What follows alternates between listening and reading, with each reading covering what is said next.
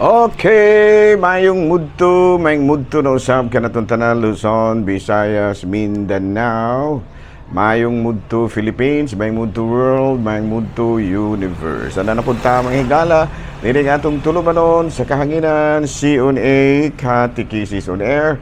O ako lang gihapon kini inyong ubos nga alagad, Reverendo Padre Edwin Academia Acab. Pero adlaw na usab karon nga Biyernes, no? Pizza 11 na kini sa bulan sa Oktubre, no? O padayon kita may gala, no? Ikaduhang Biyernes na karon sa bulan sa Oktubre o hapit na gyud may higala sa ulugo nato ang adlaw sa mga minatay, no? Kanang gitawag nato sa in English og All Saints Day o All Souls Day. Ang All Saints Day karon may higala first Friday, no? First Friday, no? November 1. Unya ang ato apong All Souls Day first Saturday. Nindot kayong pagka-timing nga mahigala, no? Doble ang ato ang kasaulugan, no? First Friday pa, Sacred Heart, unya at the same time All Saints Day. Na bueno ato day pahinumdum ha nga katubitaw nga atong naandan nga ato yung sa ulugan sa ilahang fiesta nga atong mga nangamate. Padayon na nato to ha. Unya do na mo ginangundan nga ato kay matud pa nila diwata kuno to dili to sa diwata kanang atong paghimo nato sa atong mga pagkumbira anang gabi pasidungog na sa atong mga santos muna, no, nga ang halad lang tag mga pagampo ayaw na mo itong makigsulti-sulti pa mo sa mga inibang mga kalag, ayaw nang sulti-sulti. Ang inyong himuon sa adlaw sa minatay sa November 1 sa gabi maghimo mo kanang pag-ampo ba, magrosaryo ba, magnovena ba, ingon ni ana, no? Diyan paghuman mangaon na dayon kay fiesta. Ayaw na mo atong kuan kanang mag-istorya mo din sa kalanan nga ama apa pangaon na mo ayaw na, no? Kay maalaan na mo atong muraba og hinabi sa mga espiritu. Ayaw na, no? mura og kuan nato sa ato lang usbon. Padayon gihapon ang ato ang tradisyon pero ato nang kanang tagaan atong eksakto nga mga kanang gitawag nato mga buluhaton, no? Sa ato pa sa buhaton to primero siguro magrosaryo mo at sa inyong altar ha nga ayaw ra mong pabutang og pagkaon sa inyong altar, kuan lang dayon paghuman magkuan lang mo kanang gitawag nog magrosaryo o kanang magrosaryo ba, magnovena, dayon paghuman mangaon sa dili pa mangaon, of course atong iapil sa ato ang mga atong padalanginan ng mga pagkaon. Di pagkuman magkumbira na dayon kana bang ginagmay ra hikay-hikay pod para sa mga nangamatay. Ingon na ana wala na tong mag-istorya-istorya pagka nga ama apa mangaon na po ana dili dili naman na sila mangaon. Ang ilang gikinahanglan kanato ni anang adlaw mao ang ato ang mga pagpasidungog tungod sa mga mahay nilang buhat. No na, no? Kung man ay gitaw All Saints Day, pasidunggan nato ang tanan nga mga santos tungod sa ilang mga mayang mga buhat. Suma po ng adlaw, no, nga ang ato ang gipasidunggan ang ato ang mga nangamatay sa ilahang mga salantuson kayong mga buhat. Kamo ay nagkapasantos kanila. Naklaro ba? So padayon ra kita ha, ayaw mo og katong sa una god kato bitawng mga charismatic sa una tong CCRM usa sa mga speakers murag iyang gisaway na mo nang daghang kaysa ako mga igagaw nga wala na in taon magtagad og sa ulog og All Saints Day nga wala na sila halad-halad wala na sila magandam og mga pagkaon ayaw pag nato, no? Kaon gihapon ta kay ato biyang gisa ulugan sa ato ang kanang ilang kapistahan ang mga santos tanan nga mga santos daghang ko may gagaw sa una katong pag-uso bitaw ang higala sa CCRM tong Catholic Charismatic Renewal Movement usama na sa gihimo nga kining gitawag og topic sa mga speakers nga taga Cebu muna niya kada nadutlan po din taon ako mga igaagaw nga uban muna nga karon wala na sila naghimo sa mga pag-andam-andam o pagkaon panahon sa November 1, no? Pero kami sa amoa sa among pamilya kaandam ra gyud gihapon kay mao biya na ang pagpahinom kano ato ba nang gipahinungod alang sa tanang mga santos kalakip na ni ana ang atong mga nangamatay. Okay, klaro?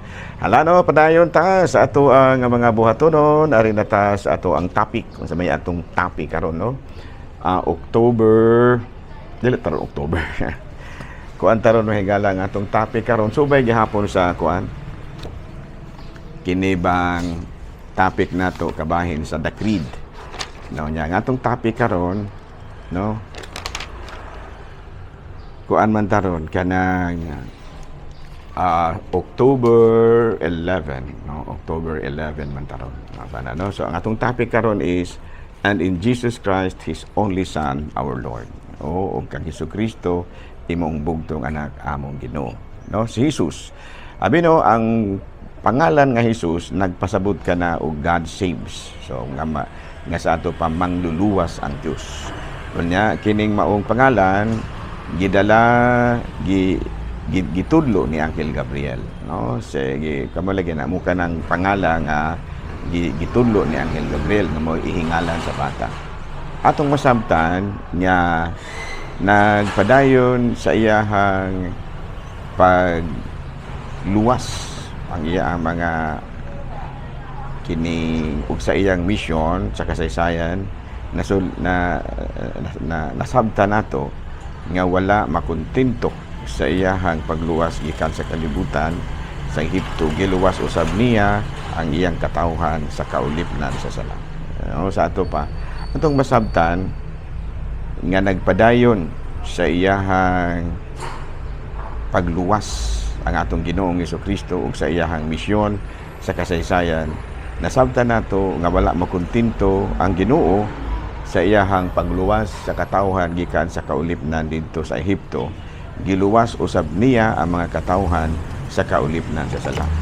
Kato pa buti pasabot ni ini nga ang atong Ginoong ang atong Dios Amahan, no? Ang atong Dios nga makagahom sa tanan, giluwas niya, no, ang mga katawhan sa Israel gikan sa kaulipnan sa gikan sa kaulipnan sa nasod sa Ehipto. Nahimo man silang mga ulipon dito, mga slaves.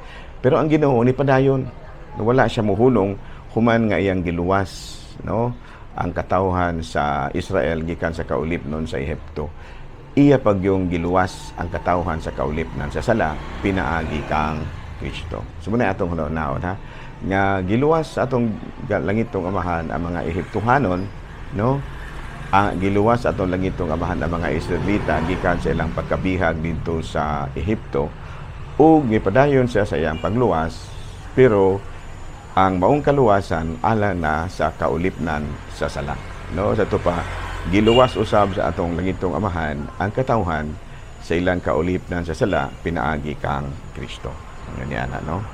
So muna sa nahitabo. Sa to pa ang pangalan nga Jesus nagpaila nga ang Dios anaa diha kang Kristo, no? Nga sa ato pa ang anaa kang Kristo Dios nga nagpakatawo aron masabtan nato nga ang sala universal ulabaw sa kaluwasan gikan sa sala. Nga sa ato pa ang sala di ay is universal, no, kay paan man lagi ang unang nagpakasala ang ato mang langit, no, ang ato mang unang mga ginikanan. So tungod niini ang kapasayloan usab nga gihatag sa Dios universal. Muna nga sa iyahang paghatag og kinabutan ang atong Ginoong Hesukristo, sa iyahang paghatag og katapusan nga tugon sa iyahang mga apostoles, giingnan iya, no, nga panglakaw kamo sa tibuok kalibutan ug himua sila nga akong mga tinunan ug tudloi sila ug buniyagi sila sa ngalan sa Amahan, sa Anak ug sa Espiritu Santo. Ato pa ang gitudlo sa atong ni Kristo mao nga mangadto sa tibuok kalibutan ang tanang ang mga apostoles. So gani nahitabo kana, no, kay matud pa nanganhi man diri sa kining Pilipinas ang mga matud pagi ang mga katawhan nga mga Kristiyanos, no, pinanguluhan ni Ferdinand Magellan o ni Father Jose de Valderrama, ang chaplain sa expedition ni Magellan. Muna nga niabot diri sa Pilipinas ang Kristohanong pagtuo. Ganyan, no? Sa ito pa ang atong pagkamanluluwas sa Ginoo, no, gipadayon hangtod karon, no, pinaagi sa simbahan. Kay matud pa si Kristo mauman ang lawas mistiko ni ang simbahan mauman ang lawas mistiko ni Kristo. Sa atong balikon ha, aron dili ta masalaag sa atong pagsabot. Unang-una, matud pa diri ang word nga Jesus, ang pangalan nga Jesus buti pasabot nga ang Dios manluluwas. Gani ipakita kana niya sa dihang iyang giluwas ang katawhan sa Israel gikan sa kaulipnan sa sala. Agil, no? Kadiyang giluwas ang katawhan sa Israel gikan sa kaulipnan sa Ehipto. Unya human nga giluwas no, giluwas ni sa Ginoo ang katawhan sa Israel gikan sa kaulipnan sa Ehipto. May padayon siya nga dili lamang nga giluwas ang katawhan sa Israel nga nabihag gikan sa Ehipto. May padayon pagyud ang Ginoo sa iyahang pagluwas sa katawhan sa kaulipnan sa sala. Sa ato pa mura ra pod og nasod sa Ehipto ang sala. No, nahimo putang ulipon. So muna nga gipadala sa langitong amahan ang iyang bugtong anak nga si Jesus aron nga luwason kitang tanan. Universal na, no, dili lang kay ang katawhan ra sa Israel kung dili ang tanang katawhan na. So muna nga kun ato nga basahon sa Lucas kapitulo 1 bersikulo 31 kini nagkadayon. Ikaw giingnan sa ni Anghel Gabriel si Mama Mary. Ikaw magsabak og manganak og usa ka lalaki ug nganlan mo siya Jesus. Mahimo siyang inila ug tawgon siya nga anak sa Dios nga labing halangdon. Ang Ginoong Dios maghimo kaniyang hari sama sa mga Hudiyo. Ang Ginoong Dios maghimo kaniyang hari sama sa iyang kaliwat ni Jacob, sama sa kaliwat ni Jacob hangtod sa kahangturan. No, yan ana no. Sa tong balikon na to ha. Giingnan ni Anghel Gabriel ang si Mama Mary. Ikaw magsabak og manganak og usa ka lalaki ug nganlan mo siya Jesus. Mahimo siyang inila sa tanang katawo ug mahimo siyang inila ug tawgon siya nga anak sa Dios nga labing hamkanan. Ang Ginoong Dios maghimo kaniyang hari sama sa kaliwat ni David hangtod sa kahangturan. No, matuno. So na nahitabo ha. So gipadayon hangtod karon ang pagluwas sa katawhan pinaagi sa simbahan. Kaya ang simbahan mauman ang lawas mistiko ni Kristo. Matud pa ni San Pablo sa iyahang sulat nato sa Taga-Roma kapitulo 3 bersikulo 25. Gihatag siya sa Dios aron pinaagi kaniya sa iyahang pinaagi sa iyang dugo mapasaylo ang mga sala sa mutuo kaniya. No? So muna siya. So muna nga kita isip usa ka katawhan manikamot kita nga maminaw kita sa mga pagtulunan nga gitulo sa simbahan, no, aron nga sama nga giluwas sa atong Ginoong Jesucristo ang katawhan sa Israel gikan sa kaulipnan sa Ehipto. Kita usab isip katawhan sa Dios luwason usab niya pinaagi sa pagtulunan nga gitulo ni Kristo. Muna nga title nato karon, and in Jesus Christ His only Son of God, no, His only Son, our Lord. Ano? Klaro ba? Klaro na no? Sa to pa ang pagpangluwas di ay nagpadayon hangtod karon pinaagi sa mga magsasangyaw, no, mga atong simbahan. Kita sa atong simbahan Katoliko nga atay mga pagtulunan nga ingon ni ana, no, nga kita giluwas gyud pinaagi sa simbahan. Gani kita naningkamot pud ta, no, nga mga magsasangyaw, kami nga mga magsasangyaw naningkamot gyud mi, no, mangadto mig mga kabukiran, mangadto mi og mga kaislahan o diya sa may Surigao, daghan kaayo ang mga magsasangyaw dinha nga manakay pintawg pambot, no, diya sa mga isla dinha sa Surigao, daghan kayo na dinha, no, nga ang mga magsasangyaw magsakay pagpambot paingon sa ilang tagsa-tagsa ka mga isla, dagko pagyud kaayong balud ngani no, nya diri pod sa ato sa diri sa ato po sa ako nga sitwasyon adto sa tas mga kabaryuhan, no, muna nga daghang kay tag mga gipangtudlo usab didto, no, aron sa kaluwasan sa mga tao. Okay, so din lang tagtubog to ka o gari kita sa atong ikaduha nga parte sa Roman Catholicism gihapon ta, no. Sa Roman Catholicism dunay tulo ka mga gigikanan sa atong pantulunan, no. What are the sources of our teachings? Number one is scriptures, no, muna nga daghang kayo mga kada misa magbasa kita sa Biblia, manudlo kita, no. Unya ikaduha is tradisyon, no, kana bitong gipangtudlo sa mga simbahan pinaagi nga gagikan sa mga kakaraanan, no. Nya usa na ni ana nangutana sa usay mga tradisyon nato padre. Of course ang mga tradisyon nato gihimo kana aron mas masabtan pag nato ang balaang kasulatan. Pareho bas gihimo sa mga katsila sa una. Na matod pa sa kasaysayan, ang mga katsila, no, manudlo man lagi to sila, no. kabahin sa kini pagtulunan ni Kristo katong mga unang mga pare, no?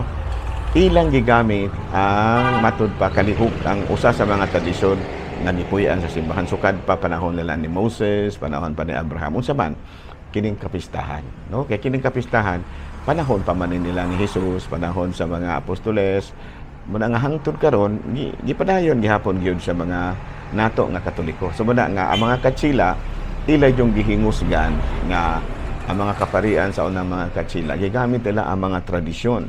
Unsang tradisyon na number 1 gitudlo nila ang kapistahan. Mas masabtan gyud nato, no? Ang pagtulon ni Kristo diha sa mga diha sa piyesta, pagpakaon sa mga gigutom, pagpainom sa mga giha, abi-abi sa mga dumuduong, ingon ni ana, no? So mas masabtan nato nya ikaduha ang mga tradisyon nga atong gisunod kining mga gisaulog nato nga kaning mga dagkong kalihukan sa simbahan pananglitan kining Pasko tradisyon man na nga sukad pa sa unang gisaulog na hangtod karon, no? Kay matud palagi kining Pasko gisaulog man nato ang pagkatao ni Kristo. So man nga dako ka na okasyon nato unya pinaagi ni ana mas nasabtan nato ang Biblia, no? Kay mao man na siya gibasihan nato ang Biblia man. Ang gibasihan sa tradisyon Biblia man gyud. Dili man na mahitabo nga ang tradisyon musumpaki sa Biblia. Na ikatulo kining mga pagsaulog nato sa kining Semana Santa. Ato pong gi-emphasize gina siya. Nanya ikaupat kining paghimo nato og kanang pagpasidungog sa mga nangamatay kanang All Saints Day, kapistahan ni San Roque, ngani ana ano man. Tungod kay gipasidunggan nato ang mga santos kay ano man. Doon na malagi kung unsay gipasidunggan dinhi sa yuta, gipasidunggan usab dito sa langit.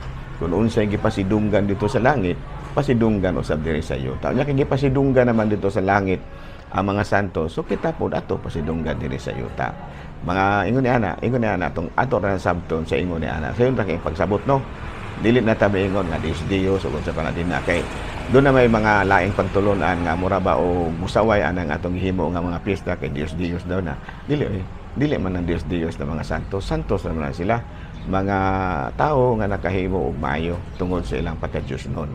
Dili gina sila Diyos no na sila. Dili ka na mga santos, dili na sila mga Diyos no na sila munang mga himong santos. Murang na po lamang pong nahimong Diyos kay muluhod maligita sa atubangan sa mga santos. Pero dili na aron pag-ila kanila nga Dios, kung dili aron pagpakiluoy ba nga tabangan ta pinaagi sa ilang mga pagampo.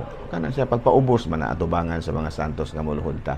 Dili na siya ingon nga ato silang gihimong mga Dios, kung dili pagpakita ra nga kay nasing-kasing gyud ang ato ang pagpangayo sa ilahang panaba. So wala, no, what is there are so many Catholic traditions nato nga usahay murag wala kay masabti sa laing relihiyon, pero nang hinaot ra ta nga makatabot ta gyud sila madugay, no, ingon ni ana, no. Dili lang nato sumpakion kung sa ilahang mga akusasyon batok nato tungod kay kita mismo nasayod man kita nga dili tinuod ang mga akusasyon batok kanato. Nasabtan ba? Amino dinhi na lang una kita kutob ha. Ako lang gihapon kini yung ubos nga alagad Reverendo Padre Edwin Double A. Mana milit na usab kaninyo ug manalangin kanato ang Dios ni kagahong tanan, Amahan, Anak, Espiritu Santo. Good noon, Pilipinas.